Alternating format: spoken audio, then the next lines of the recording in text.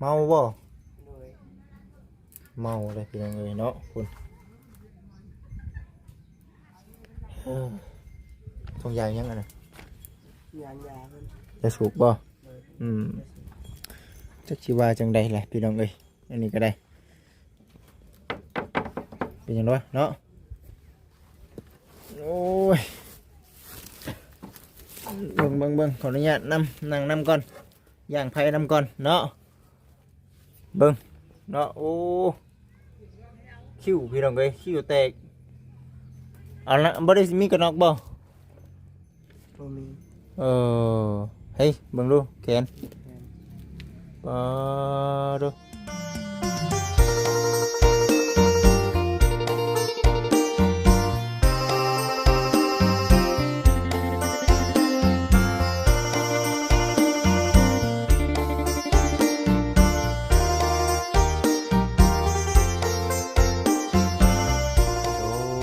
โดยกับทักทายสบายดี FC เบิดสุขสู่คนเด้อพ่อแม่พี่น้องเด้อ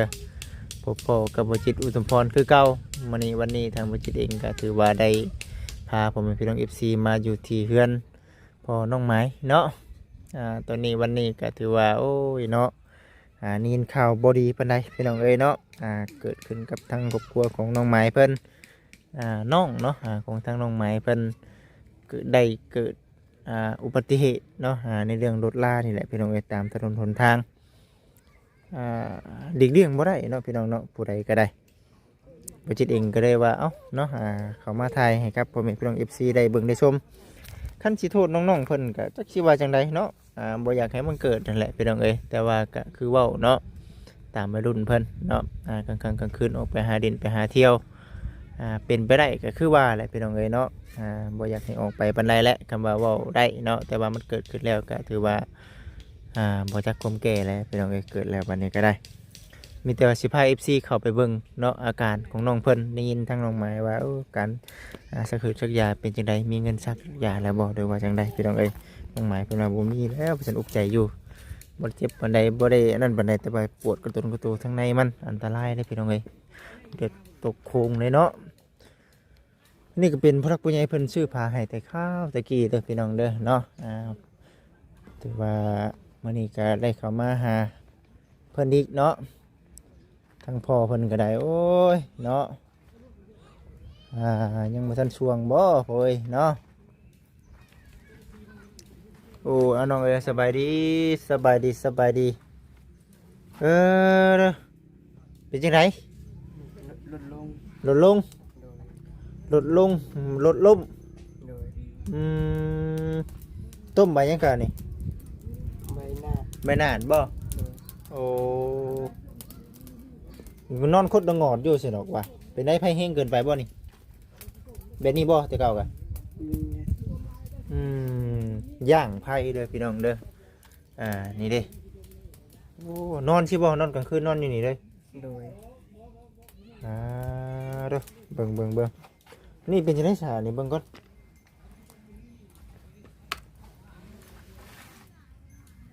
เมาบ่โดยเมาเลยพี่น้องเอ้ยเนาะคุณ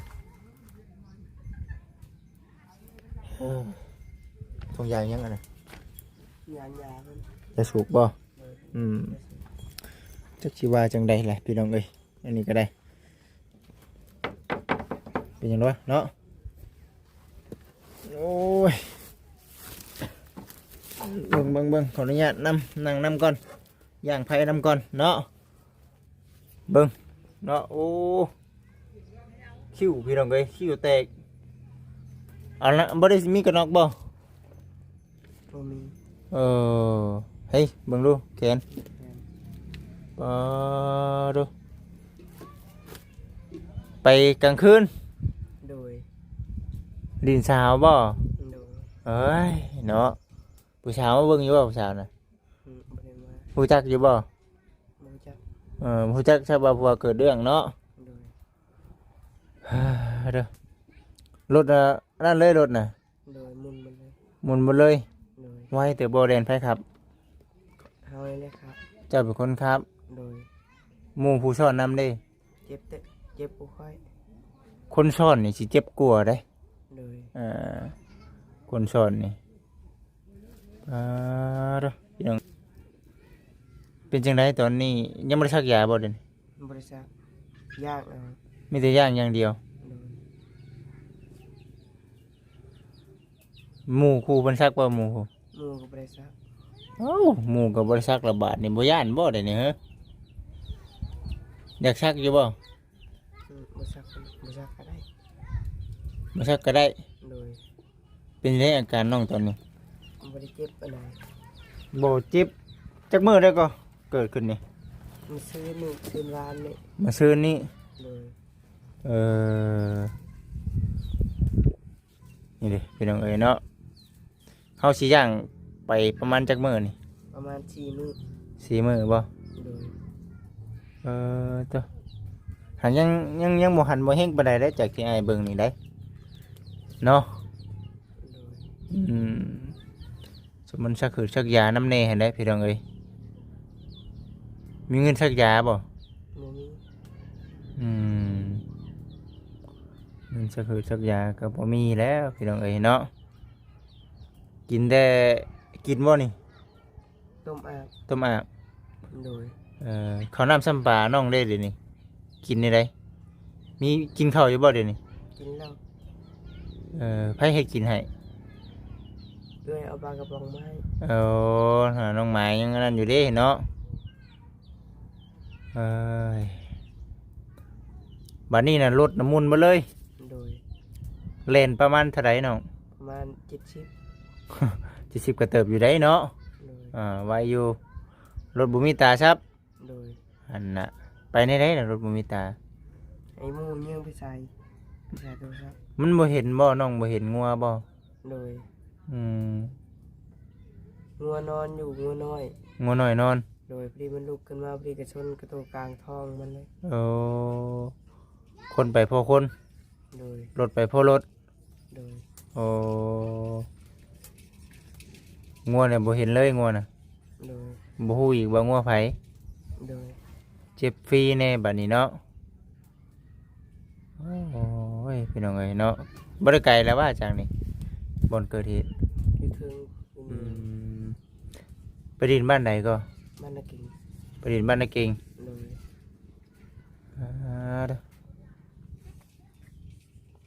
เด้อนี่แหละพี่น้องเอ้ยเนาะ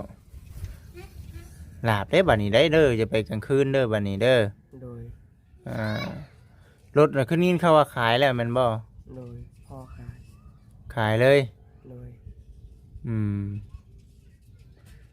ขายให้เวียดนี่ล่ะ โดย อืมคำเปลงนี่เบิดหลายได้เบิ่งนี่เนาะ โดย อืมคำเปลงก็สิเบิดหลายอยู่ดอกพี่น้องเอ้ยเพิ่นว่ามุนเบิดแห้งก็ดี โดย ทางหน้าได้เนาะกระจังหน้าบ่ได้แล้ว โดย อืมคนเป็นอันนี้พอว่าได้ระบาด พ่อก็ให้ หายบ่ โดย แล้วก็ไปขายรถ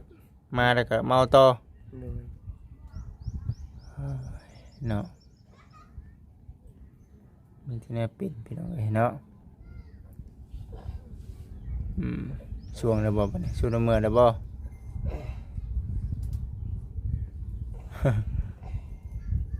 เมาแล้วเมาตลอดบ่นี่ฮะ หากระเมาเมื่อเช้านี้ ก็เมาเมื่อเช้านี้บ่ โดย ช่วงระบบพ่อเอ้ยเฮ้ยเนาะมาดิดน้ำได้มื้อนี้ได้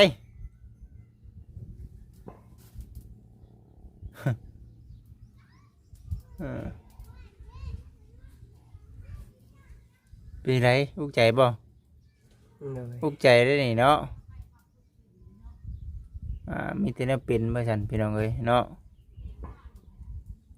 ระมัดระวังน้องเอ้ยเนาะดีแล้วเนาะยังซ้ำนี้คือว่าแน่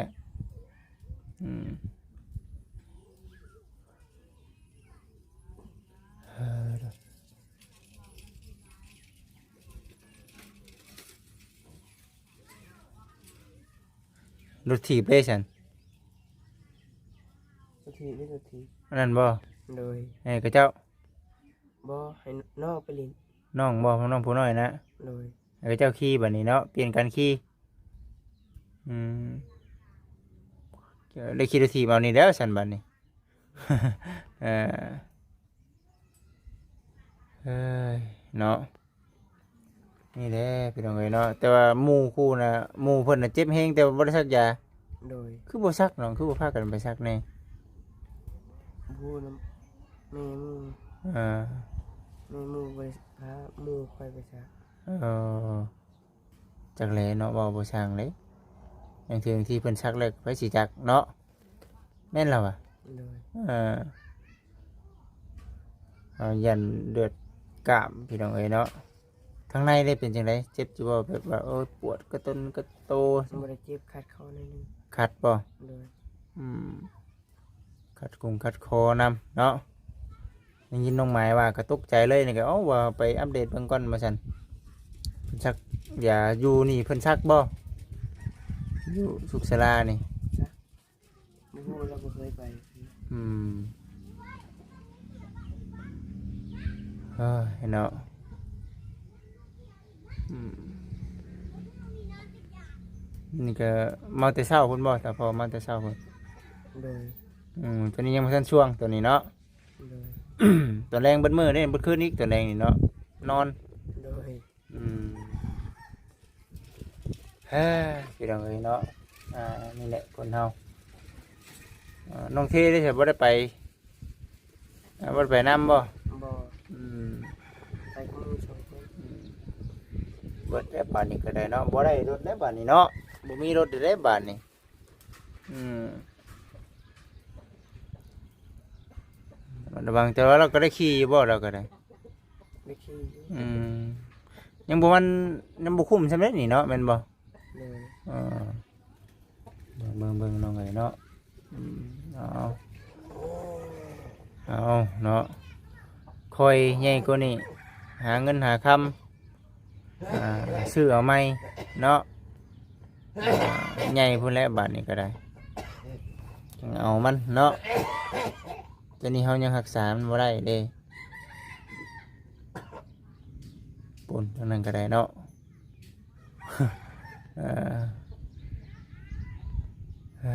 เนาะสีประมาณนี้แหละมาแดงได้กินข้าวกับหยัง แม่ไปซื้อมีมาต้ม ซื้อมีมาต้มบ่ โดย อืม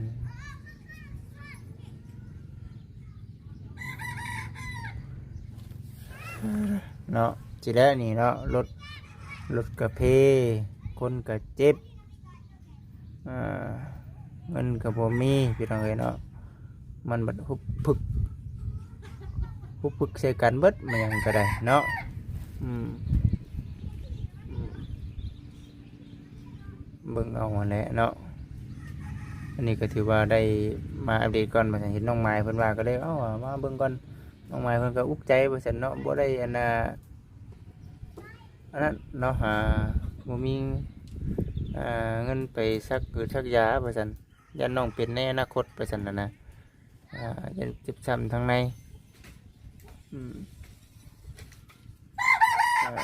ย่างนี่ก็2-3คืนแล้วพี่น้องเอ้ยแม่นบ่ โดย ดุกมาย่างเอง โดย เที่ยวแต่ย่างแล้วเนาะนอนกลางคืนอยู่นี่บ่ย่านบ่ละบาดนี่ บ่ยาก บ่ย่านบ่มีไผมานอนเป็นหมู่ นอนกับน้อง นอนกับน้องผู้น้อยนะ โดย เด้อบ่ยุงบ่ใส่บ่ใส่นี่ฮะมียุงอยู่บ่ บ่มี อืมน้องผู้น้อยนั่นก็อ้ายพาไปจังได๋ก็นอนใส่ก็นอนหันได้เนาะ โดย แต่ว่าผู้เป็นพ่อได้ซะ พ่อก็เคยกินเหล้า ผู้ทั้งพ่อกินเหล้ากินเบียร์พี่น้องเอ้ยเนาะนี่ก็บอกขอโทษขออภัยนำ FC ได้หลายเด้อพี่น้องเด้อเนาะถือว่าได้พา FC มาอัปเดตเบิ่งครอบครัวน้องไม้เนาะก็สิประมาณนี้แหละพี่น้องเอ้ยถือว่าลำบากไปอีกระดับหนึ่งจากที่พึ่งพาแบบไรเนาะอันนี้ก็ได้ต่างคนต่างเนื้อนะว่าได้ก็ได้เนาะผู้ชายคือว่าแหละ เบิ่งเลยน้องเอ้ยเนาะระมัดระวังต่อไปเด้อเนาะแม่นอยู่เฮาถึงภายในตอนนี้เฮายังบ่ทันมีรถถ้าว่าเฮาเนี่ยเซาแล้วเฮาไปน้ำหมู่น้ำคูเฮาก็ย่านคือเก่าอยู่มีแต่ว่าไปก็ระมัดระวังเอาอืมเนาะจักสิว่าจังได๋เด้อพี่น้องเอ้ยไปซะเนาะอันนี้ก็เดี๋ยวสิได้กลับก่อนเนาะ โดย มื้อหน้ามื้อในพุ่นแหละเดี๋ยวสิมาเยี่ยมมาชมใหม่น้องก็หายไวๆหมออยู่ในบ้านนี่เขาเจ้ามีบ่นี่อยู่แถวนี้ใกล้ๆนี่ เนี่ยครับ หมอมาซักเฮาเองนี่ นี่ หรือว่าเฮาต้องไปหาเขาบ่ เขาต้องไปหาเขา อืมเฮ้ยเนาะไปสิพี่น้องเบิ่งสิเอาเงินให้ซำที่ประจิตให้ได้กันเด้อน้องเด้อมีแต่เก็บใส่ถุงใส่ไทยไว้เนาะมีแต่ว่าเอาลงไปหาถามเบิ่งทั้งหมอเพิ่นถ้าหากว่าเพิ่นซักให้ก็ได้เด้อ โดย พอได้ยันมันบวกช้ำทางในได้เด้อต้องถามเบิ่งเขาเจ้าเบิ่งเนาะเอาเด้อน้องเด้อเซ่ล่ะบ่บดทางไหนล่ะเพื่อนทันหมอทางนี้บ่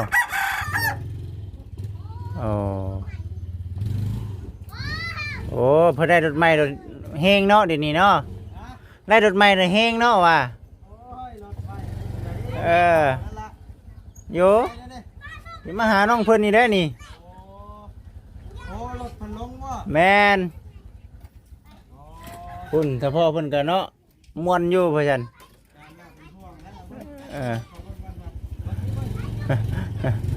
เฮือนทางสันหมอมาทางนี้ติไกลแต่บ่อยู่นี่ ไปทั้งคน บ่เฮ้ยเนาะน้องเทแล้วมาสุมไผ่ซอยเด้อน้องเทเด้อ พุ่นน้องเทไปจักบ่ไปน้ำน้องเทไปจักฮะบ่ได้ไปน้ำบ่เนาะสบายดีบัดทุกคน มากับไผนี่ มาสายเดียวคอยเป็นโสดได้มานี่ได้ ไปย่านผีบ่ มีสีใช่เฮ้ยบอกให้ย่านเลยคอยสิบ่มาใกล้แล้วปัดนี้เนาะ เป็นได้เจ็บบ่ได้ยังหลุดขัดคอ ไปลงทางดำหรือทางแดงบัดน่ะ ทางด เฮ็ดแห้งแท้ ทาง กลาง ดำ คืนบ่ ำโดย ทางด ใช้รถจักรเพทำไรรถจักรนะ ำขายเรียบร้อยแล้ว ขายแล้วบ่เดี๋ยวนี้ เออ โอ้โธ่ มันมีปีปุ้ยแล้ว ขายลี้ลับไปเลยบ่เดี๋ยวนี้ฮะ ขายเลยนอนเลยทางไหน เฮ็ดไปทั่วทีบแท้บัดนี้ ชมบ่ได้เลยเนาะมันเบิดแฮงมันบ่เพแฮงบ่ เรา โดย ขายเท่าไรบัดนี่ เท่าไหร่ 400,000 400,000กีบเฮานี่บ่ โดย แล้วซื้อเท่าไรบัดนี่ ซื้อ6,000 โอ้ยโหดเรือเนาะ ชื่อ6,000ขาย400,000เนาะเวียดมันก็ฮับเอาเท่านั้นแหละ โหเนาะ เออ เอ้าราคารถบ่ได้รถ เอา บ่ได้ติดก็ยัง500,000แล้วรถ แม่น ซากรถเนาะ แม่น นี่ขาย400,000ใจฮ้อนโพด เ ครับกันนะบ่ โอเคเอ้าเนาะโอเคเดินทางปลอดภัย ได้น้องน้ำ แล้วได้เพื่อนทันหมอนะ กำลังเทพื้นใกล้สิแล้วแล้ว เออ วัดเข้าบ้านอื่นกันแล้วล่ะ เก่งนี่เนาะสุดยอดเนาะ เก่งแบบใด เฮ็ดเพื่อนก็เป็นนี่ว่ะ เดี๋ยว ไอ้คอยรถยังเฮ็ดเป็นอยู่หักจะเขียนได้ได